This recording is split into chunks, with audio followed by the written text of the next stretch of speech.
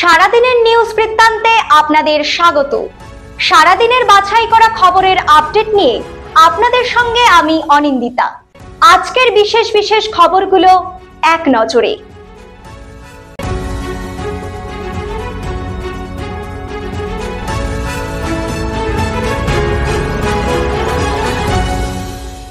সারাদিনের নিউজ বৃত্তান্ত নিবেদন করছেন প্রিন্ট জুয়েলার্স, সোনা যা সর্বক্ষণের।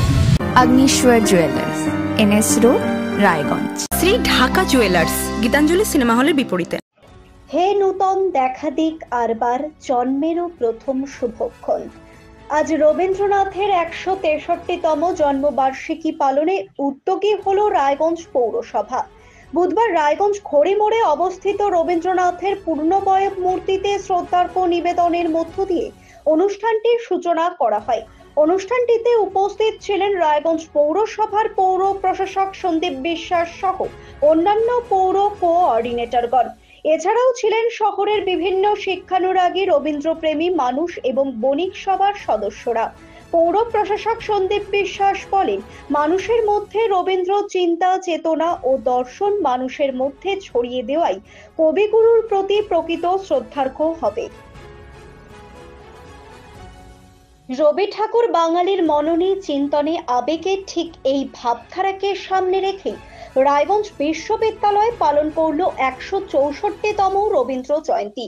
বুধবার নবরবি কিরণে নামের অনুষ্ঠান অনুষ্ঠিত হয় রায়গঞ্জ বিশ্ববিদ্যালয় প্রাঙ্গণের মুক্ত মঞ্চে।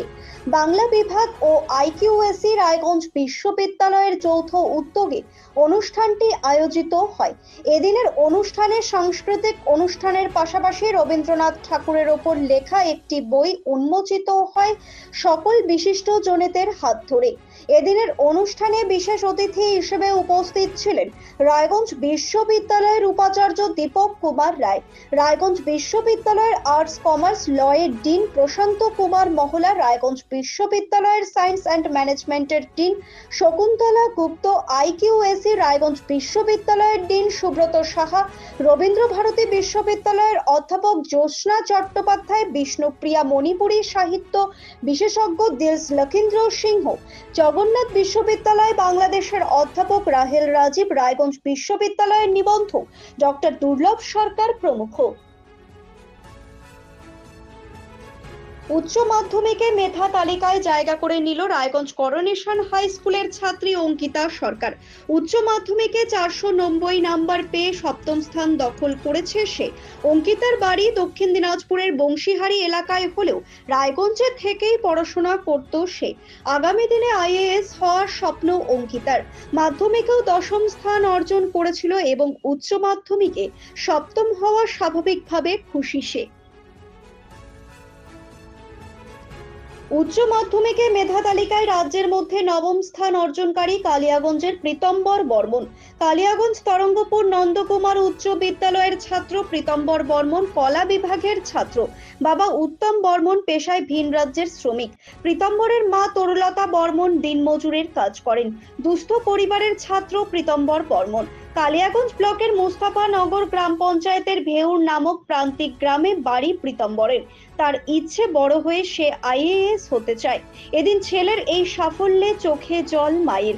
ছেলের সাফল্যে ছেলে রাজ্যে নবম স্থান দখল করায় কষ্ট সার্থক হয়েছে বলে জানান তরুলতা বর্মন। রেড ক্রসের প্রতিষ্ঠাতা হেনরি ডোনাল্টের জন্মবার্ষিকী তথা বিশ্ব রেড ক্রস দিবস পালনে উদ্যোগী হল ভারতীয় রেড ক্রস সোসাইটির রায়গঞ্জ শাখা। বুধবার নেতাজি পল্লীতে অবস্থিত রেড ক্রসের জেলা কার্যালয়ে আয়োজিত এই অনুষ্ঠানে উপস্থিত ছিলেন সংস্থার সম্পাদক সুবীর সরকার, রায়গঞ্জ মার্চেন্ট অ্যাসোসিয়েশনের সভাপতি শান্তনু দাস, সম্পাদক অতনুবন্ধু লাহিড়ী, প্রবীর ঘোষ সহ অন্যান্য ব্যক্তিরা। এদিন পতাকা উত্তোলনের মধ্য দিয়ে অনুষ্ঠানের সূচনা করা হয়।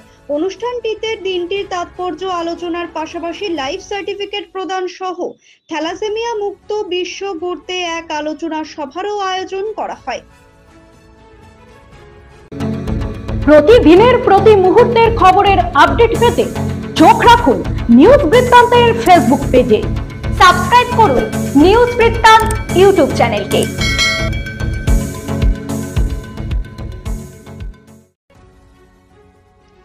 রায়গঞ্জের শিক্ষা জগতে ইংরেজি মাধ্যম স্কুলগুলির মধ্যে সারদা বিদ্যা মন্দির অন্যতম। শিক্ষা, খেলাধুলা থেকে অনুশাসন সবেতেই বারে বারে দৃষ্টান্ত স্থাপন করেছে এই বিদ্যালয়। এবার এই সাফল্যের মুকুটে যোগ হলো আরেকটি নতুন পালক।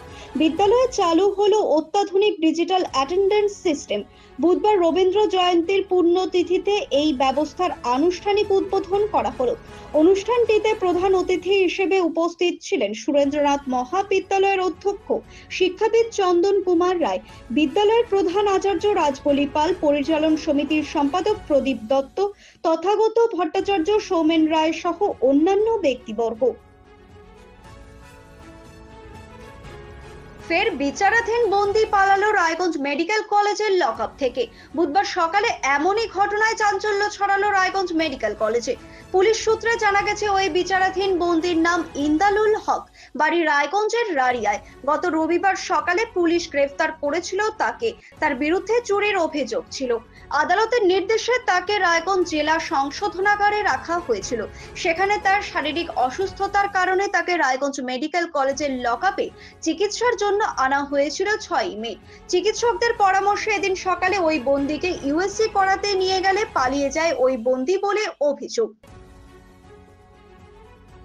হেমতাবাদ আদর্শ বিদ্যালয়ের এনএসএস ইউনিটের উদ্যোগে রবীন্দ্রনাথের 163তম জন্মজয়ন্তী পালিত হলো বুধবার। এদিন সাংস্কৃতিক অনুষ্ঠান ও বক্তৃতার মাধ্যমে পালিত হয় রবীন্দ্রনাথের জন্মজয়ন্তী। এদিনের এই কর্মসূচিতে উপস্থিত ছিলেন বিদ্যালয়ের প্রধান শিক্ষক নীলমণি সরকার, প্রকল্প আধিকারিক আনসারুল হক সহ বিদ্যালয়ের অন্যান্য শিক্ষক শিক্ষিকারা। চাকরি দেওয়ার নামে আর্থিক প্রতারণার অভিযোগে চাঞ্চল্য ছড়ালো রায়গঞ্জে। একদিকে যখন রাজ্য জুড়ে চাকরি হারাদের বিক্ষোভ, ঠিক তখনই চাকরির নাম করে তোলা টাকা ফেরতের দাবিতে বিক্ষোভ দেখালো প্রতারিতরা। ঘটনাটি ঘটেছে রায়গঞ্জ পৌরসভার 2 নং ওয়ার্ডের পশ্চিম সুদর্শনপুর এলাকায়। অভিযোগ, এলাকার বাসিন্দা পল্লব ঝা, যিনি বর্তমানে মৃত, তার স্ত্রী লক্ষ্মী ঝা এবং ভাই বিপ্লব ঝা চাকরি দেওয়ার নাম করে 2012 সাল থেকে 2021 সালের মধ্যে উত্তর দিনাজপুর, দক্ষিণ দিনাজপুর সহ পার্শ্ববর্তী অঞ্চলের বহু মানুষের কাছ থেকে প্রায় 15 কোটি টাকা আদায় করেছেন। কিন্তু কোনরূপ চাকরি না হওয়ায় বিক্ষোভকারীরা টাকা ফেরতের দাবিতে আন্দোলন শুরু করেন। তাদের কথায় এর আগেও বহুবার টাকা ফেরতের দাবি তোলা হলেও টালবাহানা করে অভিযুক্তরা। এরপর জেলা শাসক সহ পুলিশ প্রশাসনের দ্বারস্থ হয় বিক্ষোভকারীরা। হেমতাবাদ থানা সংলগ্ন শীতলা মন্দিরে বাৎসরিক শীতলা পুজো অনুষ্ঠিত হলো বুধবার দুপুরে। পুরোহিতের পবিত্র মন্ত্র উচ্চারণের মধ্য দিয়ে স্থায়ী মন্দিরে পুজো অনুষ্ঠিত হয়। প্রতি বছর 25শে বৈশাখের দিন অনুষ্ঠিত হয় পুজো। পুজো কমিটির সদস্য সঞ্জীব সরকার সহ অন্যরা উপস্থিত ছিলেন এদিনের পুজোয়। সারাদিনের নিউজ বৃত্তান্ত আজ এই পর্যন্তই। সঙ্গে থাকুন, দেখতে থাকুন, চোখ রাখুন নিউজ বৃত্তান্তে। নিউজ বৃত্তান্ত, হলুদ নয়, স্বচ্ছ।